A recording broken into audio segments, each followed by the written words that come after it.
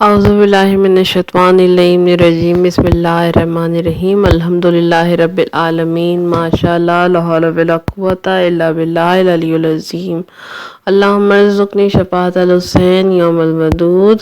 اللہم صلی علی محمد وآل محمد وعجل فرجہم۔ 8ویں دن کی دعا کچھ اس طرح سے شروع ہو رہی ہے کہ اللہم ارزقنی فیہ رحمت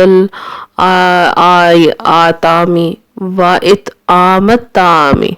و افشاء السلامی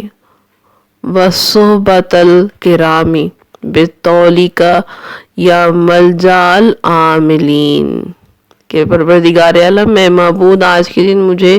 یتیموں پر رحم کرنے، ان کو کھانا کھلانے اور کھلے دل سے سب کو سلام کہنے، شرفا کے پاس بیٹھنے کی توفیق دے اپنے فضل سے اے آرزو مندوں کی پناہ گاہ۔ کتنی خوبصورت اور معرفت والی دعا ہے جو پہلے ہم پہلے دن سے رمضان کے ہم دعائیں کرتے آ رہے ہیں۔ کبھی ہم خدا سے استغفار کی دعا کر رہے ہیں، کبھی ہم خدا سے اپنے گناہوں کی طلبی مانگ رہے ہیں، کبھی ہم خدا سے پروردگار عالم سے اس کی رضائیت مانگ رہے ہیں، کبھی ہم پروردگار عالم سے اس کے ساتھ وابستگی زیادہ سے زیادہ قریب سے قریب تر وہ ہم سے وابستگی کرے، اور کبھی ہم خدا سے مانگ رہے ہیں کہ پروردگار عالم تو ہمیں اکیلا نہ کر، تنہا نہ کر، ہمارے اوپر احسان کر، نعمتیں کر۔ تو آج ہم پروردگار عالم سے کیا چیزیں مانگ رہے ہیں کہ پروردگار عالم ہمیں اس قابل بنا دے، کس قابل بنا دے کہ ہم یتیم پر پروردگار مجھے اس قابل بنا دے کہ میں یتیم پر رحم کروں اور لوگوں سے سلام پہل کروں، شرفا کے پاس بیٹھوں، یعنی بہت معرفت کے ساتھ اب ہم استغفار کر کے پھر پروردگار عالم کی حمد و ثنا کے بعد معصومین ہمیں کتنی خوبصورت دعائیں بتا کے گئے ہیں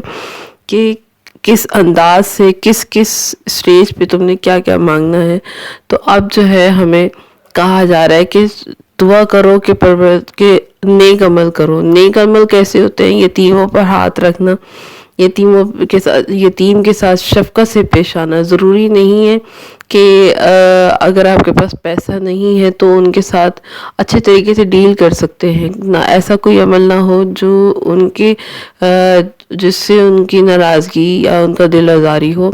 کیونکہ قرآن مجید میں بہت سختی سے یتیموں کے بارے میں اور یتیموں کے حق کے بارے میں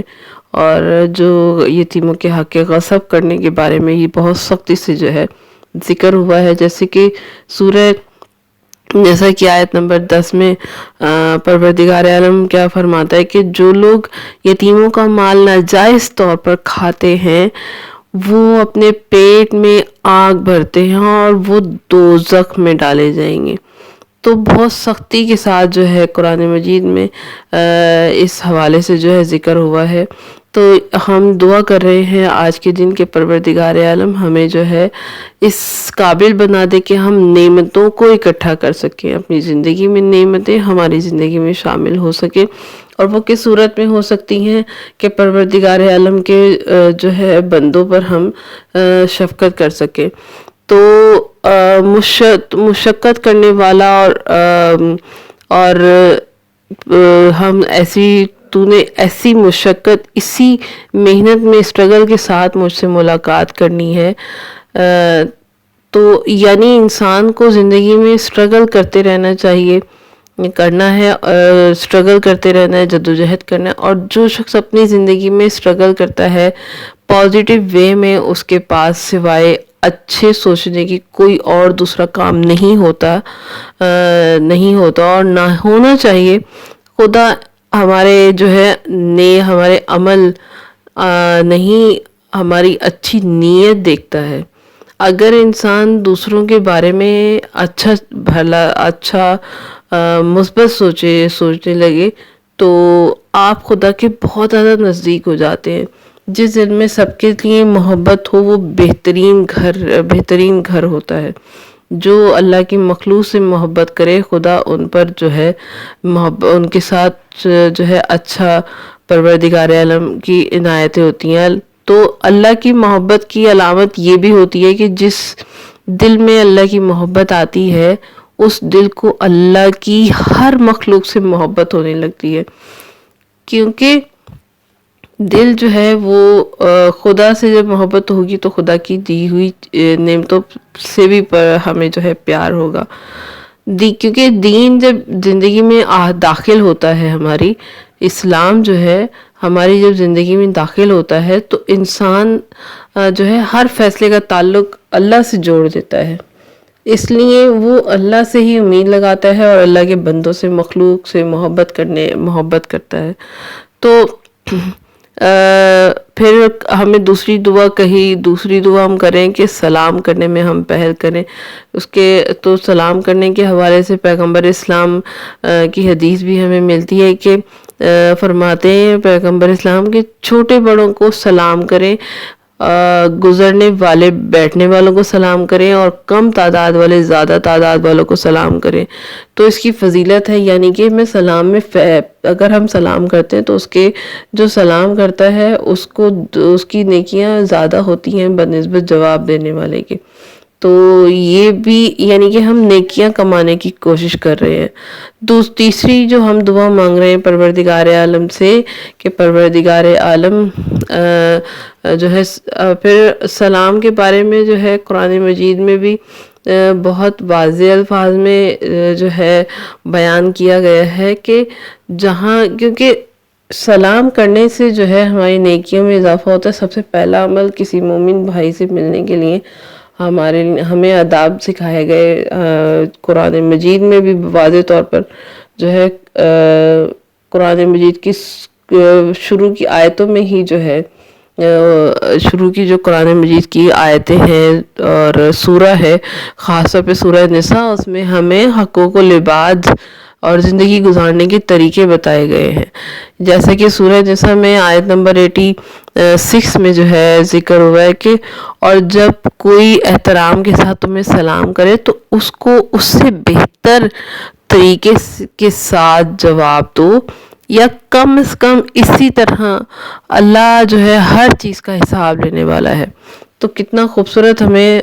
جو ہے پروردگار عالم ہر لحاظ سے جو ہے ہماری تربیت ہو رہی ہے۔ تو یہ جب ہم قرآن مجید کو پڑھتے ہیں ترجمے کے ساتھ تو ہمیں جو ہے آداب بھی سکھائے جا رہے ہیں، کس طرح آداب کے جو ہے طریقے اور سلیقے ہیں۔ تو اس کے بعد کیا کہا گیا کہ شرفا کے پاس بیٹھنے کی جو ہے مجھے توفیق عطا فرمائے۔ یہ کتنی خوبصورت دعا ہے،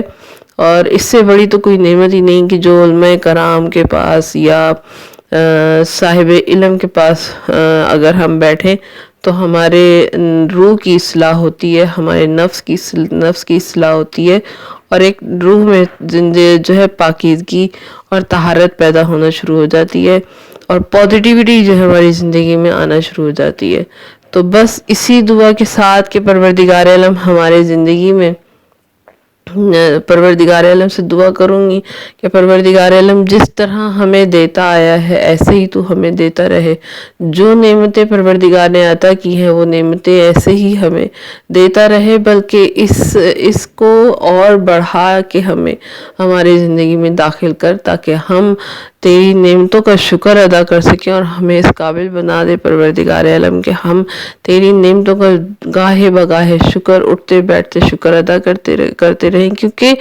بہت خوش نصیب ہوتے ہیں وہ جو نعمتوں کا شکر ادا کرتے ہیں، کیونکہ بہت بڑی نعمت ہے کہ پروردگار عالم کا لاکھ لاکھ شکر ہے کہ اس نے ہمیں تن سالم دیا، اس کا شکر ہے لاکھ لاکھ کہ پروردگار عالم نے ہمیں سالم جسم کے ساتھ اس دنیا میں بھیجا، ہمیں لباس مہیا کیا، ہمیں برہنہ نہیں رکھا، اس پروردگار عالم نے ہمیں جو ہے خوش خوراک رکھا، ہمیں خوراک مہیا کی، ہمارے پیٹ میں جو ہے دانہ پہنچانے کی خوبصورت انداز مہیا کیے، اور اس پروردگار عالم کا شکر ہے کہ سب سے بڑی نعمت اور سب سے بڑی جو انعام پروردگار عالم نے ہمیں دیا کہ ہمارے قلب میں محبت آل محمد رکھی اور ولایت علی ابن ابی طالب کو رکھا، جو کہ سب نعمتوں سے بہت زیادہ ہے، بہت بڑی ہے۔ اگر یہ اس در کے ساتھ ہم منسلک نہ ہوتے تو پھر ہم کہیں اور وسیلے تلاش کر رہے ہوتے۔ ہمارے پاس خدا تک پہنچنے کے لیے محمد وآل محمد بہترین ذریعہ اور بہترین وسیلہ ہے۔ پروردگار عالم ہماری تمام جائز شرعی حاجات چہاردہ معصومین کے صدقے سے پوری کرے، اور ہمیں جو ہے اس پورا شب دور میں بھی پروردگار عالم وہ سب نعمتیں اور رحمتیں عطا کرے جس کے لیے لوگ امید اور تمنا کرتے ہیں، اور وہ ہماری اس پورا شب دور میں ہوتے ہوئے بھی ہمارے دل اور ہمارے ایمان اتنے پختہ ہوں کہ ہمیں کوئی دنیا کی چیز، کوئی دنیا کا شخص، کوئی شیطان مردود کی شر ہمیں جو ہے ہماری اولاد کو ہمیں جو ہے بھٹکا نہ سکیں۔ بس اس دعا کے ساتھ کہ پروردگار عالم ہمیں ہمارے وقت کے امام کے ظہور میں تعجیل عطا فرمائے، آمین یا رب